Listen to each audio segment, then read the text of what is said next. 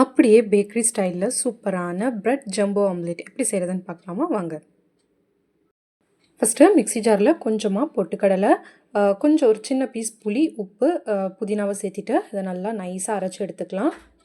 அடுத்ததாக ஒரு பாத்திரத்தில் 3 முட்டையை உடச்சி ஊற்றிட்டு நல்லா பீட் பண்ணி எடுத்துக்கலாம். பீட் பண்ணும்போது முட்டையில் கொஞ்சமாக உப்பு ஆட் பண்ணிக்கலாம். அடுத்ததாக இதுக்கு நான் பார்த்தீங்கன்னா சாண்ட்விச் பிரெட் எடுத்திருக்கேன்.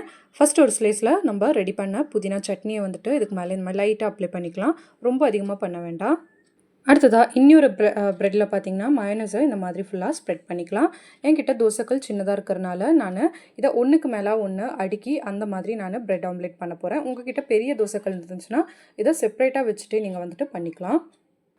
அடுத்ததாக தோசைக்கல்லில் கொஞ்சமாக எண்ணெய் விட்டுக்கலாம். தோசைக்கல் நல்லா சூடானதுக்கப்புறமா நம்ம பீட் பண்ணி வச்சுருக்கிற முட்டையை நல்லா தோசைக்கல் ஃபுல்லாக ஸ்ப்ரெட் ஆகிற மாதிரி ஊற்றிக்கலாம்.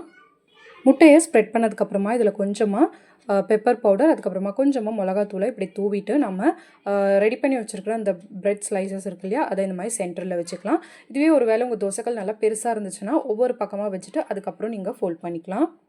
ப்ரெட்டை வச்சுட்டு இப்போது 4 சைட்லேயும் இந்த முட்டையை வந்துட்டு நம்ம ப்ரெட்டுக்கு மேலே ஃபோல்ட் பண்ணி விட்டுக்கலாம்.